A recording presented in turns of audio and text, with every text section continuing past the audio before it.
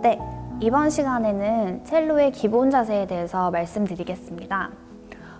첼로의 기본 자세는 두 가지 자세가 있습니다. 첫 번째는 악기, 첼로를 잡는 자세가 있고요. 그리고 두 번째는 우리 오른손에 활을 잡는 자세가 있습니다. 네, 일단 우선은 첼로를 잡는 자세 먼저 제가 알려드릴 텐데요. 사람의 몸 구조가 다 다르잖아요. 예를 들면 사람마다 키도 다르고 팔 길이도 다르고 다리 길이도 다 다르죠. 그거에 맞춰서 우리가 첼로를 켜야 되는데요. 그렇기 때문에 그 기본 규칙, 기본 틀에서 벗어나지 않으면서 내가 편한 자세를 찾아가는 것이 매우 중요합니다. 그래서 계속 엔드핀을 많이 뽑아보시고 적게 뽑아보시고 이런 여러 가지 반복적인 연습을 통해서 나한테 가장 편안한 자세를 익히는 것이 가장 중요하다고 말씀드리고 싶습니다. 결론적으로는 반복적인 연습이 제일 중요하다고 제가 말씀드리고 싶은데요. 이렇게 말씀드린 거를 기본을 바탕해서 악기 잡는 법으로 한번 시작을 해보겠습니다.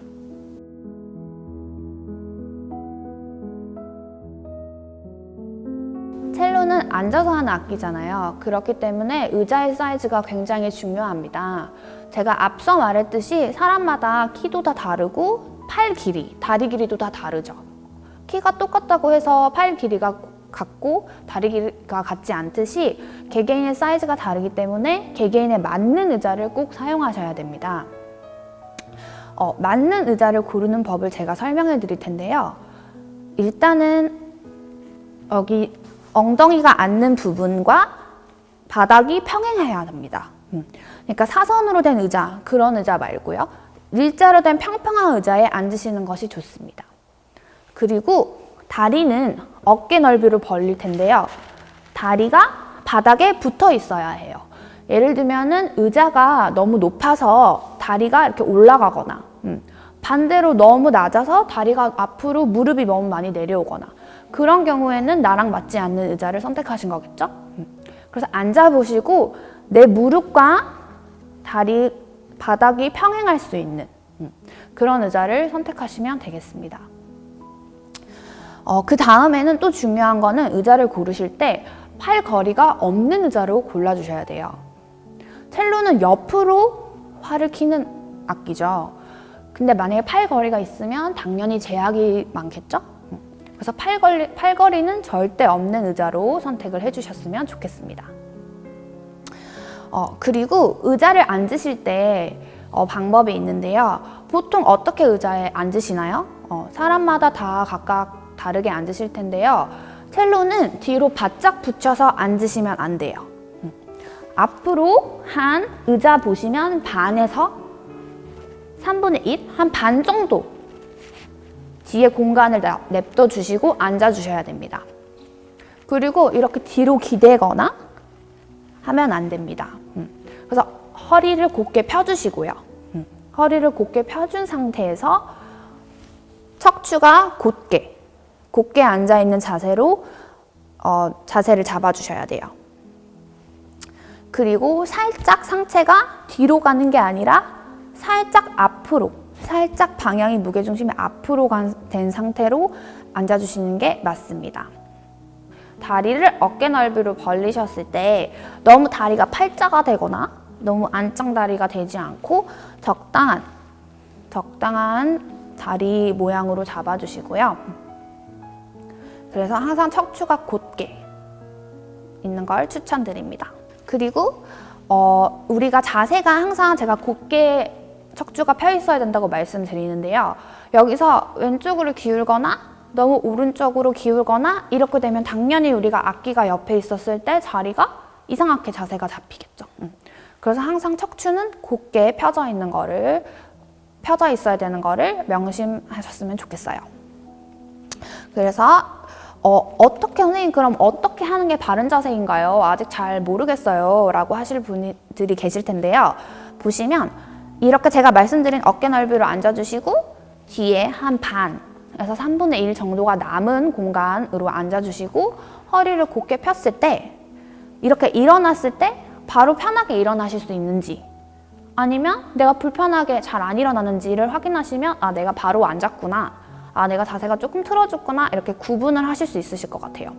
예를 들면은 내가 너무 이렇게 제가 말씀드린 것처럼 등받이로 이렇게 하면 한 번에 이렇게 일어나기가 힘들겠죠. 근데 제가 말씀드린 것처럼 허리를 곧게 펴주시고 이렇게 앉았을 때 한 번에 일어날게요 하면 쉽게 일어날 수가 있습니다. 이렇게 바른 자세를 찾아보시면 될 것 같아요.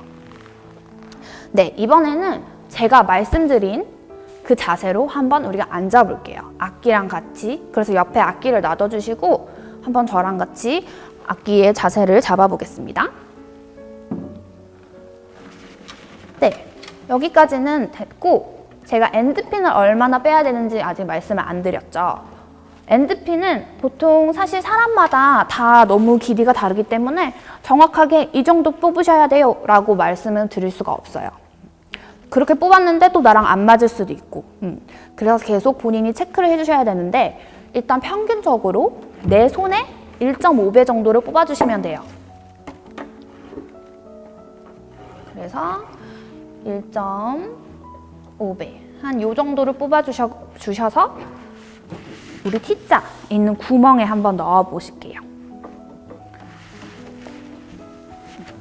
그래서 뭐 여자분들 같은 경우는 조금 더 안쪽으로 하실 수가 있고요. 남자분들 같은 경우는 끝쪽으로 하실 수가 있어요. 지금 보시면 첼로가 제 품 안에 들어와 있죠. 네, 첼로가 제 품 안에 들어와 있어요.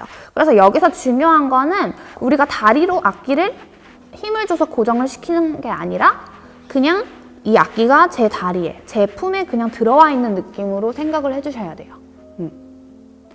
그래서 악기가 만약에 이렇게 틀려 있거나 반대쪽으로 이렇게 틀려 있으면 잘못된 자세죠. 최대한 이 아이가 평평하게, 이 브릿지가 평평한 느낌으로 제 품에 들어와 있다고 생각해 주셔야 돼요. 그래서 어느 정도 1.5배 정도로 뽑아주신 다음에는 연필이나 작은 스티커 같은 거 있죠. 그걸로 여기에 이렇게 표시를 해주시면 좋아요. 표시를 해주시면서 계속 같은 길이를 계속 반복적으로 연습하는 게 좋거든요. 그래서 좀 뽑으시고 아, 이게 조금 너무 높다. 아니면 조금 너무 낮다 이렇게 생각하셨을 때는 그 기준점으로 해서 조금 더 뽑아주시고 조금 덜 뽑아주시는 게 좋습니다. 항상 같은 길이로 연습하는 것 꼭 기억해 주세요. 그리고 지금 보시면 이 뒷판에 여기 부분 보이시나요? 네, 이 부분이 나의 가슴 근처에 위치해야 됩니다. 가슴 근처에 위치해야 되고요. 그리고 이 다리 사이에 튀어나온 부분 보이시죠? 뾰족한 부분들. 이 뾰족한 부분이 나의 무릎에서 한 5cm? 5cm 정도 무릎 안에 들어와 있어야 돼요. 예를 들면 이 아이가 이렇게 되어 있으면 당연히 잘못된 거죠. 제가 여기 있는 뒷판이 내 가슴 언저리에 닿아야 된다고 말씀드렸듯이 이렇게 떠 있으면 악기를 하기가 불편하겠죠. 그래서 이 뾰족 튀어나와 있는 뒷판을 더 내 몸 안으로 가져와 주시고 그리고 이 아까 말했던 이 뒷부분이 내 가슴 근처로 올 수 있게 그렇게 기억을 해주세요. 그리고 이 다리가 자꾸 다리에 힘을 주시는 분들이 많아요. 근데 그냥 아까 말씀드린 기본 편안한 자세, 기본 자세에 그냥 내 악기가 들어와 있다 라고 생각해 주시면 좋을 것 같아요. 그래서 안았을 때, 첼로를 안았을 때 옆으로 살짝, 오른쪽으로 살짝 별로 불편함이 없으셔야 돼요. 뭔가 불편하다 싶으면 계속 그 편안한 자세를 찾아보셔야 되거든요. 그리고 내가 바로 앉았는지 엔드핀은 적당하게 뽑았는지 그걸 자꾸 확인을 해주세요. 그리고 이제 첼로가 보시면 왼쪽 제가 지금 보여드리고 있지만 왼쪽에 위치해야 됩니다. 오른쪽이 아니라 첼로는 무조건 왼쪽에 위치해야 되고요. 그리고 이 지판 있죠. 이 지판이 너무 나한테 붙어 있거나 너무 나랑 떨어지면 또 문제가 되겠죠. 적당거리를 이렇게 유지해 주시는 게 좋아요. 그 다음 적당거리를 유지해 주시는 게 좋습니다.